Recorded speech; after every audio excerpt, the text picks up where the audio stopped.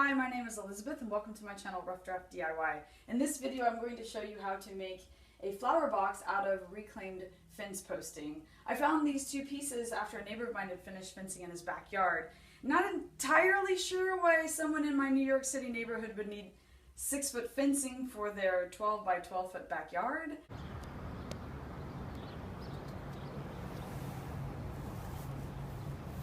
But to each his own, and luckily, thanks to him, I was able to salvage these two pieces for this next project.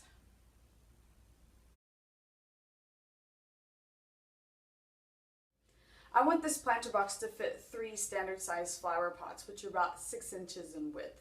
So it needs to be at least 18 inches, and if we measure 7 slats, it's exactly 18.5 inches, which is perfect. And we need an odd number of slats to get that picket fence look.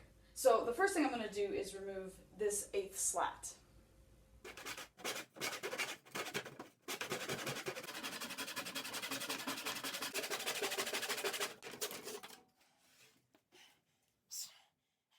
Next, I cut the fencing down to 24 inches. This will serve as the backing for the whole planter, and I want it to stand about 2 feet tall.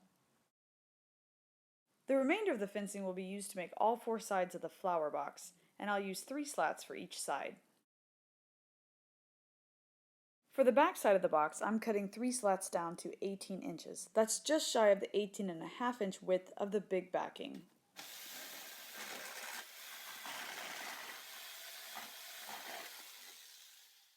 Next, I'm going to screw these 3 slats into every other slat of the backing, starting from the outer slats. For this, you can use a nail or staple gun as well.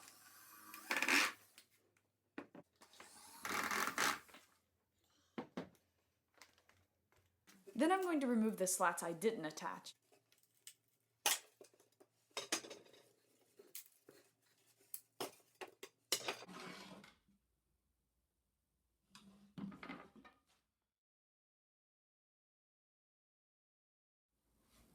I'm going to use this old pallet board for the base because it's made out of pine and it's really light. I eventually want the whole planter to be able to hang off of a wall, so I don't want to put heavy wood on top of it.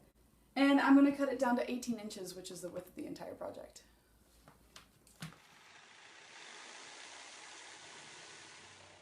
I'm using 3 1.5-inch L brackets to attach the bottom board to the backing. First, I mark where to install the bracket, aligning the very bottom of the bracket right on the edge of the wood. I drill pilot holes and screw on the bracket.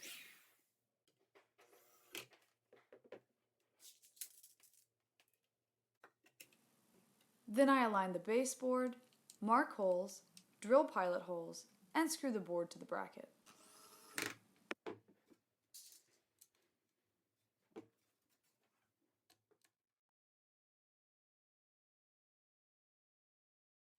Now I'm preparing one of the side panels, which are smaller at the bottom than at the top, in order to accommodate the larger top of the flower pots. I've gone ahead and connected these 3 slats with half of a slat, so as soon as I cut along this line here, it'll be ready to install onto the rest of the planter. The bottom here is 5 5/8 inches because that is the measurement of my base, and then I'm going to extend the top out to 7 inches.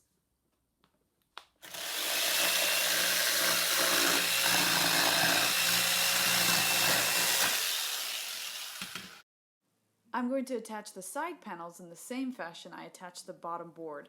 Mark, pre-drill, screw. 2 brackets on the sides, 1 on the bottom. And repeat this same process for the other side panel. The front panel is made much like the back panel was, 3 slats tall, attached by 2 small vertical slats. But I'm cutting it slightly longer than the distance between the 2 side panels, because if it's too short, it's useless. But if it's slightly too long, we can shave it off later with a sander. To connect the front panel, install all of the L brackets on the interior side panels first, then properly lay the front panel how you would like it installed, and mark, pre-drill, screw. We need 3 brackets to connect the front panel to the baseboard. but the angle they have to span is slightly larger than a right angle because the front panel is installed on a tilt created by the diagonal cuts of the side panels. So using a vise and vice grips, I've stretched the angle of the bracket slightly and then straightened any bend in the metal with a vise.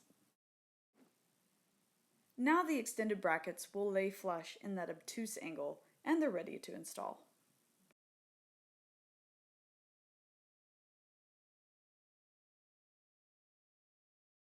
Now I'm going to prepare the surface for paint. First of all, I'm going to get rid of any screws that are peeking through with the Dremel tool. I don't want anyone to snag a finger on one of those. Next, I'm going to sand down any rough or uneven edges with an electric sander. Then you can paint this any color you want. I chose white because it gives it a classic whitewashed picket fence look.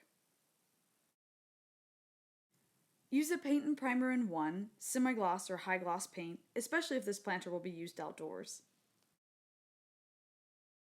Your planter could be finished at this point and you could call it a day, but I want to go one step further and give it a distressed look.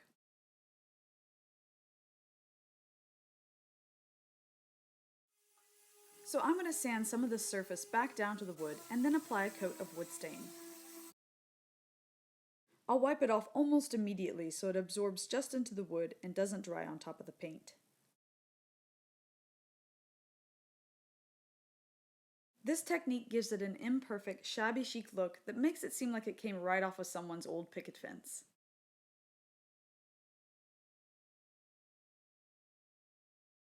And finally, to finish, I'm going to spray it all down with a clear sealer, and that's it!